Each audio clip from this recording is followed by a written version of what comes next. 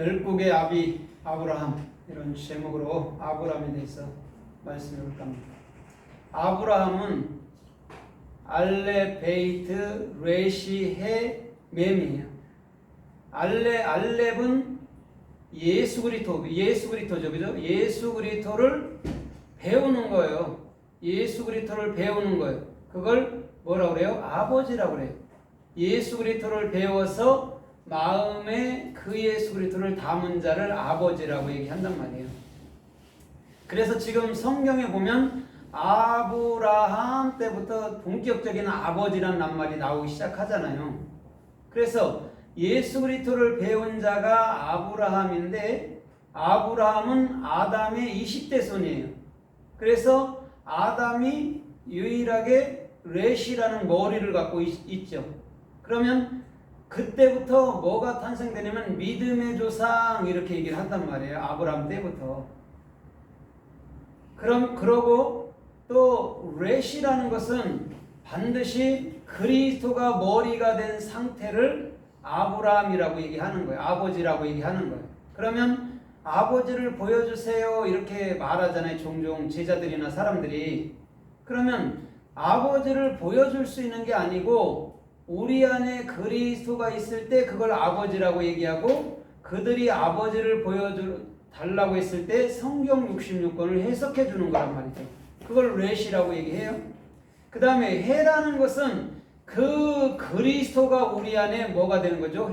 영원한 실존이 되는 거예요. 그러면 아브라함 안에 이미 모세 오경이 들어가 있던 거예요. 아브라함 안에.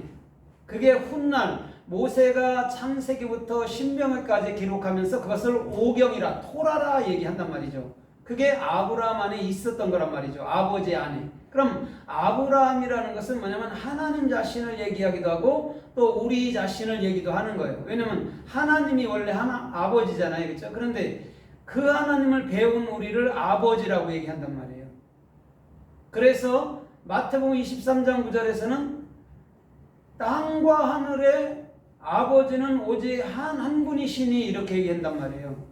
땅과 하늘에. 그럼 우리 마음 땅에 아버지는 오직 한 분이란 말이죠. 그것은 어떻게 형성되느냐? 우리가 예수 그리스도를 진리를 배움으로 아버지가 내 안에 형성되는 거예요. 그럼 하나님이 내 안에 계시고 내 안에서 아버지로서 영으로서 우리의 삶을 이끌어 간다는 거죠. 그걸 해라고 얘기한단 말이죠. 그 다음에 맴이라는 것은 뭐냐면, 맴이라는 것은 그릇으로도 표현하고 이렇게 모든 무리들을 표현할 때 쓴단 말이에요. 그래서 이스라엘 사람들, 무리들 이렇게 말할 때 임 아니면 엠 이렇게 쓴단 말이죠. 아임mem을 쓰기도 하고 요두mem을 쓰기도 한단 말이에요. 그러면 아브라함이라는 것은 뭐냐면 열국, 모든 사람들의 아버지란 말이죠. 그럼 모든 사람들의 아버지는 근본 예수 그리스도밖에 없잖아요. 그죠? 그런데 그분 예수 그리스도를 배운 사람을 아브라함, 아버지 이렇게 얘기하고 있는 거예요. 그러면 오늘 이 창세기 12장에서부터 아브라함이 나오는데, 아브라함은 75세 때 부름을 받아요. 75세 때. 왜 70이라는 게 뭐냐면 십자가의 죽음의 인생이기도 하고, 그럼 75라는 게 뭐냐면 하미심, 그리스도의 생명의 영으로 나아가는 게 75세란 말이에요. 그때 어디로 가요? 약속의 땅 가나안으로 간단 말이죠. 그럼 가나안이 어디였어요? 가나안이 우리 안에였어요. 그럼 이런 거예요. 아브라함이 진짜 하나님을 완벽하게 아는 것은요, 주님이 내 안으로 들어왔을 때, 실존으로 들어왔을 때 완벽하게 아는 거란 말이에요. 그냥 그전에는 종교 생활하듯이 막 희한하게 갈대아 우르에서 그렇게 하나님을 알았던 거예요. 근데 하나님이 본격적으로 75세의 아브라함을 불러서 이끌어간단 말이에요. 그러나 창세기 11장에 이미 아버지 데라가 아브라함을 끌고 약속의 땅으로 갈라 했는데 테라를 가지 못하게 하고 하란에서 테라를 취해간단 말입니다. 그럼 테라라는 게 뭐예요? 토라예요. 율법이에요. 그럼 율법이 죽어야지, 그렇죠? 십자가에 죽어야 뭐가 되죠? 영원한 아버지로서 영으로서 가는 거예요. 그게 아브라함이란 말이죠. 그래서 마태복음 1장 1절에도 보면 이렇게 말해요. 아브라함과 다윗의 자손 예수 그리스도의 세계라 이렇게 얘기한단 말이죠. 왜냐하면 구약의 대표를 아브라함과 다윗의 자손 예수 그리스도라고 얘기한단 말이죠. 그럼 이런 거예요. 예수는 우리를 통해서 낳는 거예요. 하나님은 그 말이에요. 우리가 그 예수 그리스도를 온전하게 증거할 때 나를 통해서 예수 그리스도가 탄생했다. 하나님이 탄생했다라고 얘기하는 거란 말입니다. 그걸 마태복음 1장 1절에서 먼저 아브라함과 다윗의 자손 예수라고 얘기한단 말이죠. 그러면 우리는 반드시 예수 그리스도만 낳아야 될 줄 믿습니다.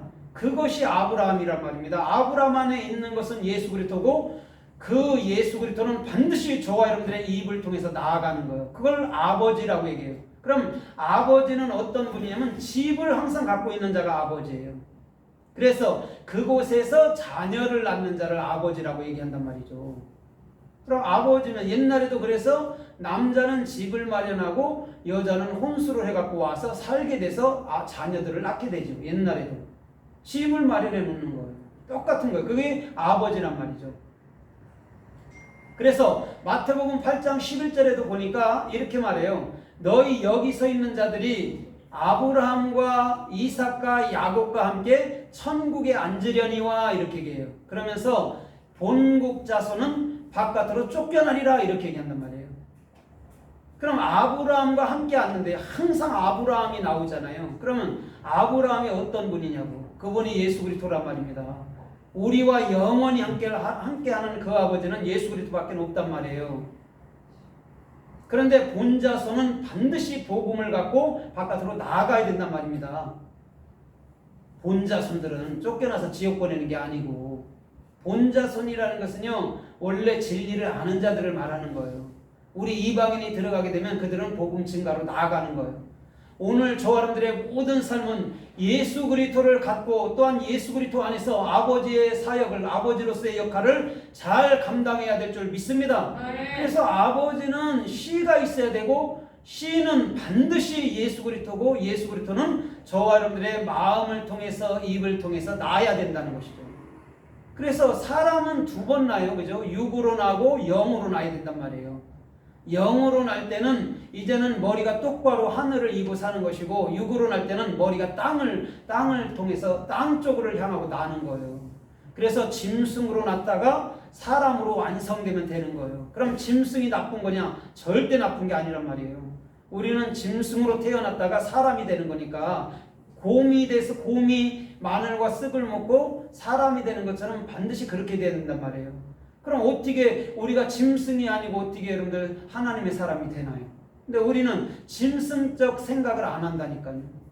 자기는 하나님의 위대한 사람이라 생각한다니까요. 근데 우리의 근본은 그들하고 똑같단 말이죠.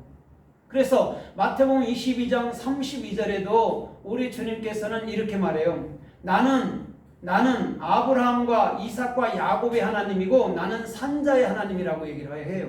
이건 무슨 말이냐면, 많은 사람들이요 하나님을 할 때 그런 율법적으로 행함주의로 무서움주의로 이렇게 알아간단 말입니다. 그런데 하나님은 산자의 하나님이래요. 죽은 분도 아니고 끊임없이 우리들에게 뭐를 주기 때문에 살았다고 그래요? 생명과 사랑과 은혜를 주는 분이기 때문에 살았다고 얘기하는 거예요. 근데 우리는 그분을 자꾸 두려워한단 말이죠. 그럼 두려워하면은 종교 행위밖에 안 되고, 그 행위는 그 마음속에요 절대 기쁨과 자유함과 은혜를 주질 못해요. 아멘. 무서워서 섬기는 것이죠. 그것을 종교 행위라고 얘기한다고 그랬잖아요. 그래서 나는 산자의 하나님이다 라고 얘기하는 거예요. 그럼 우리가 아브라함과 야곱과 이삭을 보면서 뭘 봐야 돼요? 하나님은 살아있구나. 어디에? 아브라함 안에. 또 하나님은 살아있구나. 오늘날 우리 안에. 이렇게 가야 됩니다. 아멘. 그래서 누가복음 16장에도 부자와 나사로의 비유를 우리 주님이 일부러 끌어내서 얘기한단 말입니다. 나사로는 부자 집 앞에서 죽고, 또 훗날 부자도 죽어서 어디로 가요? 음부에 떨어지고, 나사로는 아브라함 품으로 간단 말입니다. 그때 부자가 이렇게 말하잖아요. 내 혀에 냉수 한 모금이라도 찍어서 얹어달라고 얘기를 해요. 그러면서 이렇게 말해요. 우리 집에 형제 5이 있는데 만약에 내가 나를 보내서 그들에게 복음을 증가하면 그들이 믿을 것입니다. 이렇게 얘기해요. 그때 이렇게 말해요. 아브라함이 아니다. 그들에게는 모세와 선지자가 있으니 그들에게 듣지 아니하면 이렇게 얘기한단 말이에요. 그러면 내 형제 다섯이 뭘까요? 지금도 아직도 여러분 참된 신랑을 몰라서